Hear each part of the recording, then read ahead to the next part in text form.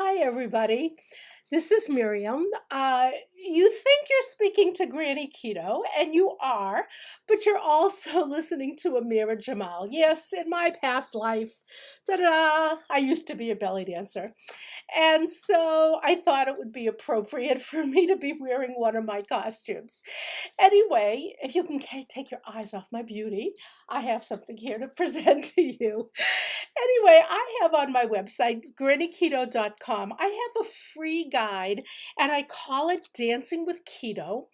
And what most people have as their free guide, how to get started with keto, names of sugars, that's no, I decided that my best guide and my best gift to you would be how being a dancer and a dance teacher contributes to how I do keto and how I can help you. First of all, you'll notice the very first thing up here says trust yourself. So the very first thing is you have to believe you can do it. And this is where we have the concept of as if. I used to tell my dancers, dance as if you have confidence. Dance as if you know what you're doing. Dance as if you're not worried about falling over your 2 feet. And so I would offer this to you as a keto coach, have confidence that you can do this. This is something you have to keep in your mind. You don't want to start keto and say, I'll try it for a week, but I don't think I can do it. Yes, you can do it. Talk yourself into it. That's the very first thing you need to learn. And so let me just break right here for a minute and tell you what my inspiration for this was. I had a wonderful student. Her name was Chantal, and she was just a beautiful student and very talented. And during my first recital with her, she had her choreography notes and she kept checking them. And a few times she asked me to stop the music so she could check her notes. And finally, after 3 or 4 times, I said, Chantal, give me your notes. I think I'll help you with this. Don't worry. So she gave me her notes and I took them and I ripped them up. And I said, now you dance from the heart. She was aghast, as was all the other students, but I knew she could do this because she knew how to do this. If you're watching me, you're not 3 years old. You know how to eat and you even know how to diet. We got to get rid of some of that. But you know the basic tools, what you have to do. You know what to eat. You know these things. You have to trust yourself, okay? And even act as if you trust yourself, even if you don't. Just know that you're going to make those right decisions. So, the next thing I tell my students, and I told Chantel, I said, now you dance from the heart. When I started my belly dancing classes, even with beginners who they never had a dance class. They never had a gym class in their life. Somebody maybe told them to sign up for my class on a dare, and so they did. The very first thing I had them do was I put on some music and I said, close your eyes. See how the music, does it make you go this way? Does it make you go up? How does the music make you feel? And this is something you're going to have to do on keto. You're going to have to pay attention to how do foods make me feel. I was so used to feeling crappy that I didn't realize what actually did make me feel crappy. I know now. I can have cream in my coffee, I'm fine, and I can put butter.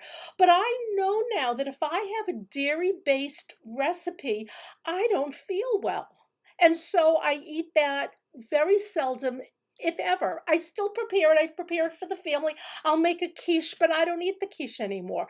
Or I take a tiny sliver. I've learned how to listen to my body. The next thing is you want to learn the steps and practice them over and over and over again. And what I mean by that is when you start keto, keep it simple. Okay, and I did a whole blog on this. When I started keto, I bought every book that had fat bombs and cakes and cupcakes and coffee cake and waffles and pancakes no, that was not the way to start. Maybe you can. I couldn't. So I'm not telling you not to do it. But what you really want to do is pick a few simple foods. Know that you can have bacon and eggs with cream cheese or regular cheese. Know that you can have salami and cheese. Know that you can have a salad with some feta cheese and hard boiled eggs. And know what you can eat within reason for you. And one thing that I wanted to ask you to do is you have to learn the macros of a few things. And what do we mean by macros is protein and carbohydrates and fat. If you're not aware of these things, you know, you're really not going to learn the steps. You have to learn the steps in order to practice with the steps. So know how many carbs are in a salad. Know how much fat is in your heavy cream in your coffee.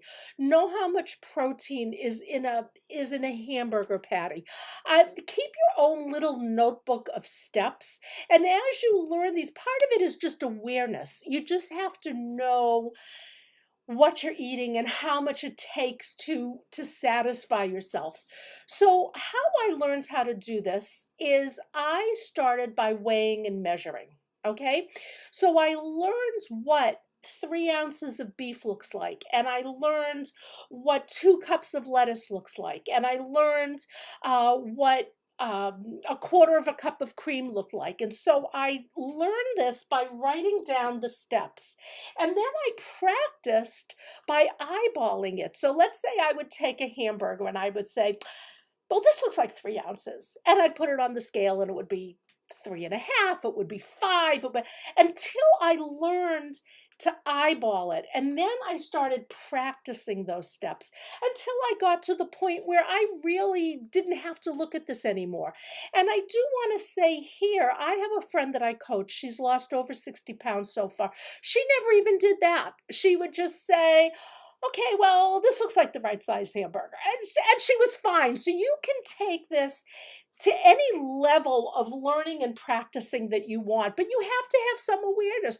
No, it doesn't matter how many fats and carbohydrates are in Doritos. They're not a keto food. So you need to learn these things. The other thing is that once you learn the steps, you want to put the steps to music. And that's making your meals. And what I mean by putting them to music, you learn what rounds things out. Let's say you like tuna. Well, tuna is extremely high in protein, but no fat. So you know that you have to add mayonnaise to that, and you know that maybe you have to have half as much tuna fish. And I'm not saying that you have to have carbs. You don't have to have any carbs. But let's say that half of a can of tuna isn't enough, even though you're adding the mayo. I mean, you don't want tuna fish flavored mayo. You want a tuna fish salad. So you take a stalk of celery, or you take radishes, or you take dill pickles, and you learn the carbs, and you learn how to make a nice balanced meal. For some people, that balance will just be fat and protein. They aim for zero carbs, and that's okay. I don't aim for zero carbs, so I put in my fair share of vegetables with that. So that's what you want to do. You want to start putting the steps to music. You want to start dancing. Okay, you want to start dancing with keto. So that's where we start. But then you say, okay, well, I did what Granny Keto told me. Granny, Miriam, Amira was my dance name. You can call me anything. You can move to simple choreography. That means simple recipes. Now, this is where I would urge you to go to my website, grannyketo.com, and look under my recipes. Before you even start the recipes, I forget how I worded it, but it was something like, read this before you start recipes. And in that expose, so to speak, I'm trying to teach you how to even start cooking without recipes. But you have to have a basic knowledge first. So you want to start doing that simple choreo. Follow somebody else's recipe or make your own. Stir fry isn't complicated. Cauliflower fried rice isn't complicated. Bacon and eggs isn't complicated. So you can figure out some simple choreography and then start putting that to the music. Now, another rule with my dancers was don't be too busy. And what I meant by that is you can always tell a beginner, okay? Because she'll be dancing and her hands are going like this, and she's all over the place, and she's like on this side of the stage and then that side of the stage, and okay, how does that translate to keto? What I mean by that is if let's say you have a kale shake for breakfast, okay? And it's like a combination of 4 or 6 cups. It's kale and spinach and parsley and ginger and lemon juice. All right, so maybe you don't have a salad for lunch, or maybe you just take some cut up crunchy vegetables. Or let's say you have a huge lunch salad. All right, don't have 100 vegetables at breakfast. Don't make your day too busy. If you know you're going to a restaurant for a prime rib steak and you don't, I mean, you'll get used to eating, let's say, moderate protein. Like you're not going to order 18-ounce prime ribs anymore. Believe me, you won't even want them. But let's say you're doing that, so go light on protein at lunch. If you're having a salad, have it with some feta. Make yourself a Cobb salad, some feta cheese, a hard-boiled egg, crumble on some bacon, maybe put some blue cheese. That'll be light on the protein, and it'll sort of make up for the heavy protein at dinner. So that's what I mean by not being too busy. You want to, and if you're counting macros and you're keeping track in a tracker like a MyFitnessPal or something like that's going to be done for you. You're going to say, oh, I ran out of protein. I better not have steak for dinner. But I'm trying to teach you to make this a lifestyle, not a diet. So if you take these rules, okay, trust yourself. First of all, know that you can do it. I don't care how many diets you failed, they failed you. And don't you think for a minute you can't do this. So you're going to trust yourself. And how do you begin to trust yourself? You act as if you trust yourself. I can do this. All right. I know what I'm doing. You dance from the heart. You move with the music. Start to feel, oh, dairy doesn't make me feel too good. If I have more than, let's say, a tablespoon of nuts on salad, I don't know, I get a bit of a stomach ache. Start paying attention to this because as you feel better, the things that make you not feel good will be more and more obvious, okay? Learn and practice the steps. Find out the carbs in a salad. Find out the fat in butter. Find out the protein that's in hamburger. Just learn the steps and practice. Have simple meals over and over again and eyeball it and see what's going on, okay? You put the steps to music. You start to make full meals. Okay, I'm having tuna fish, but I need some fat with this. And if I cut back on the tuna, then I need some vegetables with this. You start putting it, you start making meals and dishes that you can look at it and say, this is a really nice rounded out keto lunch. I'm okay with this. I don't have to put it in MyFitnessPal. I don't have to worry. This is perfect. This is what you want. Then you want to do simple choreography. You want to start putting together dishes. Don't get too crazy. Start simple, and then you can branch out to other things. Don't be busy. If you're having a kale shake for breakfast, don't also have a 10-cup salad for lunch. One or the other. Okay, everything is fine, but be careful. And then non-negotiables. This is what I want to talk about. This is what I think I worked with my students more than anything, that you can work for months and months, not even on choreography, but just, perfecting something so you can dance to the music, and you look down and you don't smile and you make a mistake and go, nobody really saw that mistake in the audience, just you saw it. You don't want to do all of this. It can ruin months, even years of study. And so the non-negotiables with keto is you don't have grains, not even oatmeal, okay? You don't have sugar.